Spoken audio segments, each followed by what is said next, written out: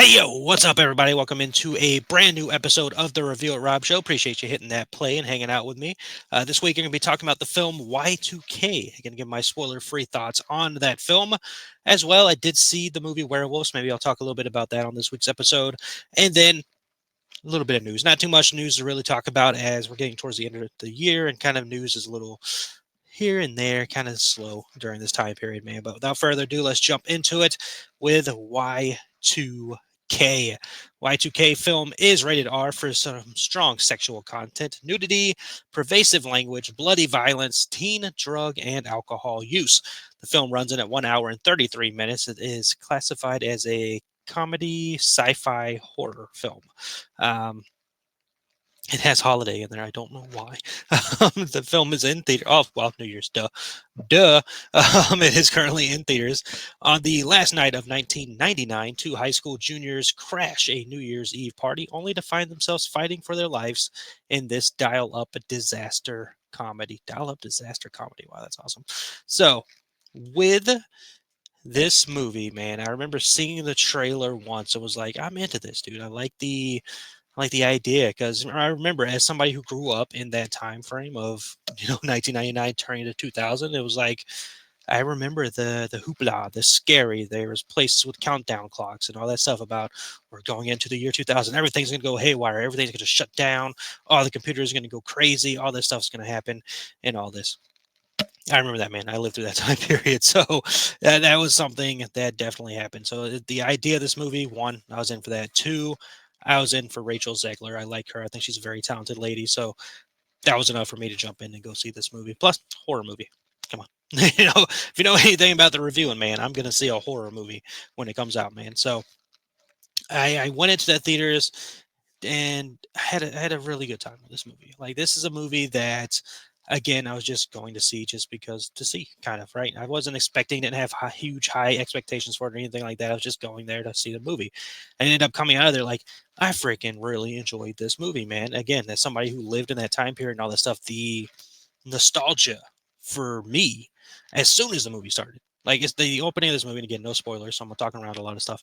But the opening of this movie just immediately put me back into that time period of when I was younger and growing up and going through the dial-up years of the internet and all that stuff, man. Like that was a huge nostalgia blast for somebody like myself. And I think this movie is kind of the I wouldn't say the start because I'm sure there's other movies out there like this, but we've been through the last several years going through like this 80s run of things and kind of started seeing the 90s lately as well. And I think that's just kind of showing the path we're going in now. I don't know how much 80s stuff we're going to continue to get.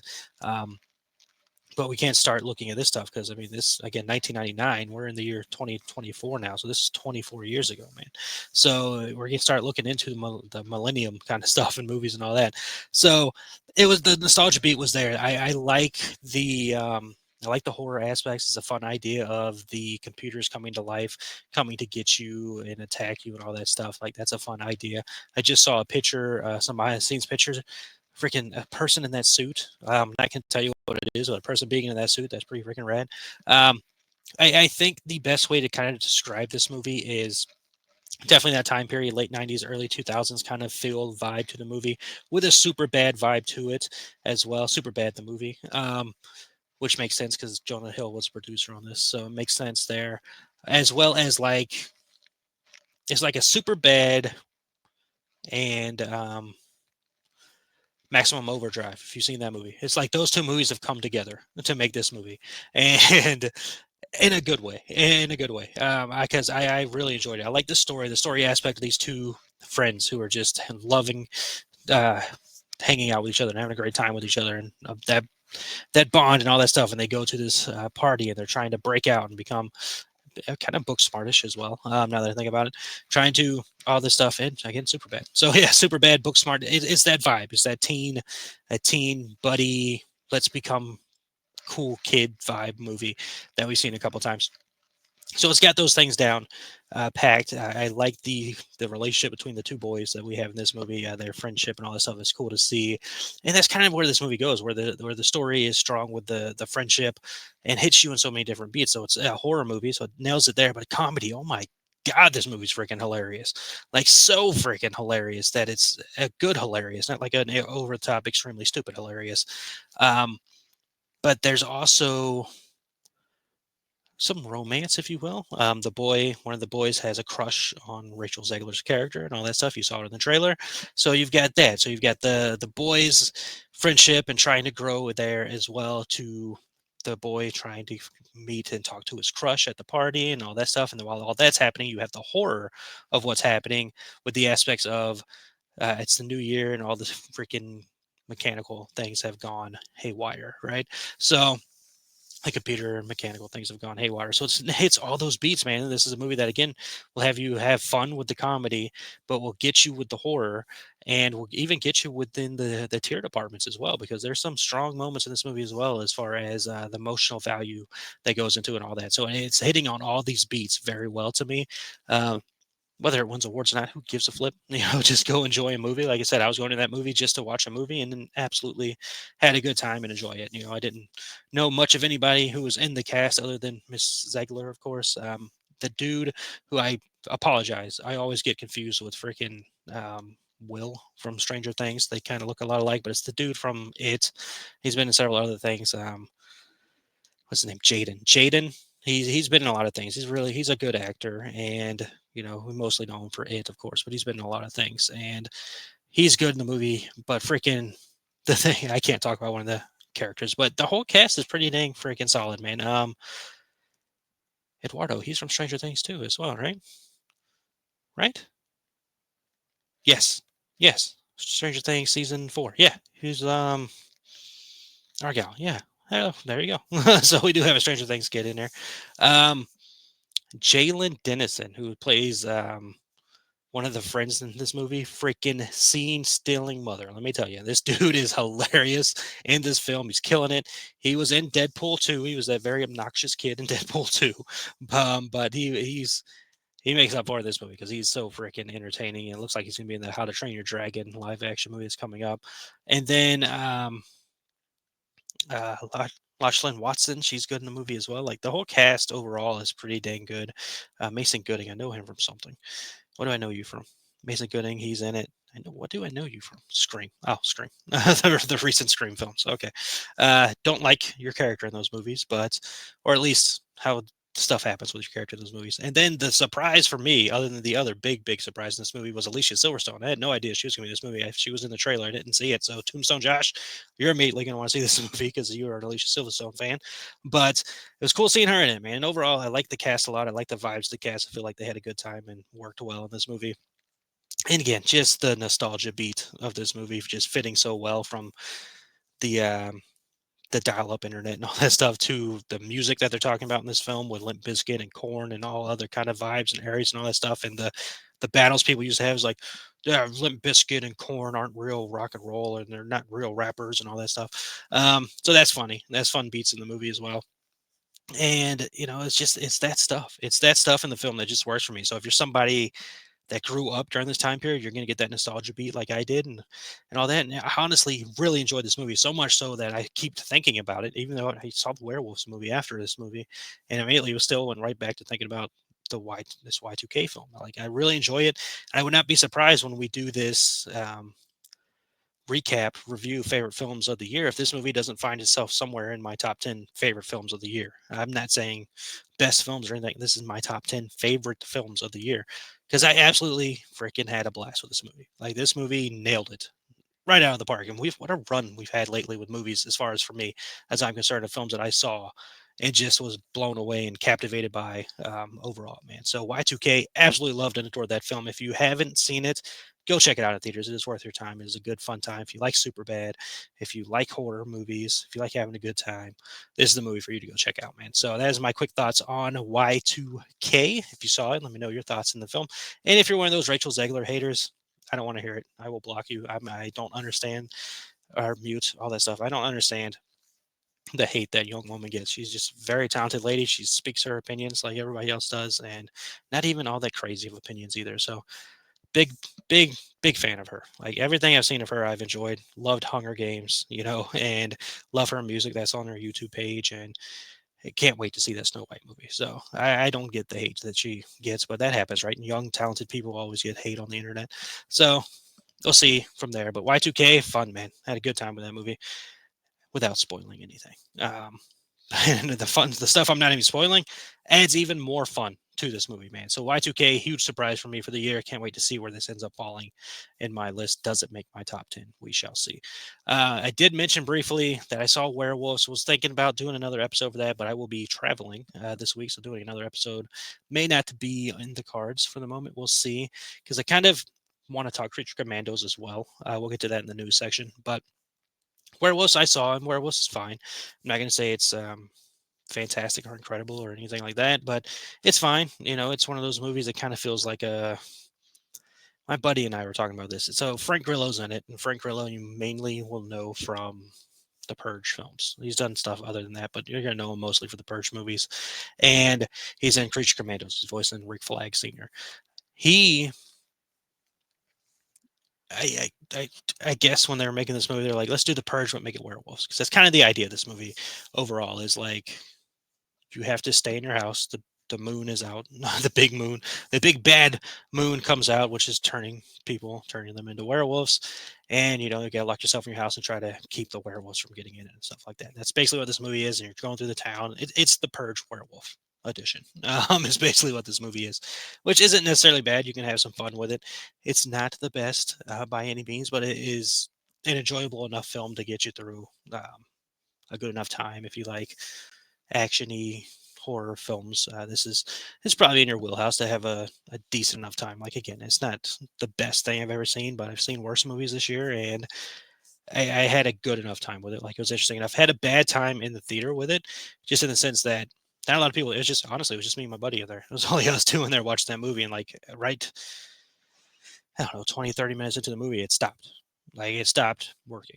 Like, the screen went black, the lights came on in there, so you had to go out there and tell the person, hey, the movie stopped working and all that stuff. But they got that fixed and all that stuff, so that went out fine. But yeah, I don't know. Like, I didn't hate that movie, but it's one of those movies where it's like, yeah, I saw it. I didn't leave with a hate. I'm not going to leave with any like higher, like with Y2K, where I'm like, ooh, it could be my top 10. This movie might, it's not even close.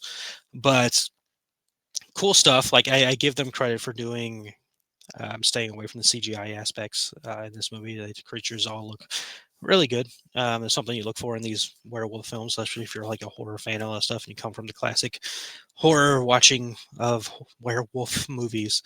That's the stuff you kind of hope and look for. So I give them credit there. But again, it's basically the Purge werewolf edition. Is what you're getting into with that movie. So if you want to check it out, obviously check it out. Never tell anybody not to see a movie, but you could probably wait for streaming on that one, and that's fine.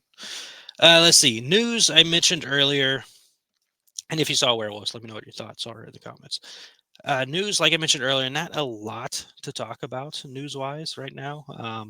Like, the biggest thing I have is the Wizarding World news, where Warner Brothers Discovery has announced that the Harry Potter series will start shooting next year. Yeah, it'll be next year in the summertime in the same area where they filmed the movies. So that's cool. I like that aspect. I'm glad they're going back to that world and doing the filming to make it fit and that vibe and everything like that. There is casting rumors out there. Nothing that I've seen official about casting, so I'm not really going to talk about that. But there is casting rumors out there, so we'll just have to wait and see how that all unfolds and everything like that. But again, that's like the only real news I've seen. Horror news, not much to really talk about. Joseph Gordon-Levitt, fantastic actor. He's directing a movie with Anne Hathaway starring in it. Supposed to be an AI thriller film. Not much details known about that. Which, again, going back to Y2K real quick, kind of where we're going with a lot of movies. It seems is that AI is going to be the big bad of a lot of movies coming up. So, which is, again, not necessarily new. We've seen in other films. We can go all the way back to 2001: A Space Odyssey, when the computer takes over in that as well. So that might be spoilers for 2001: A Space Odyssey. Sorry, sorry, but long time ago, long time. Sorry, but It's be honest with you, I haven't seen the movie, so I have a spoiler for me. So I apologize for spoiling for you, but we're in the same boat. Just saying. But it seems where we're going, where AI is the bad guy for a lot of things, especially horror movies coming up and all that. So I mean, Megan's a AI that's horror, right? So and we have part two of Megan coming next year on my birthday. So freaking awesome! What a birthday movie!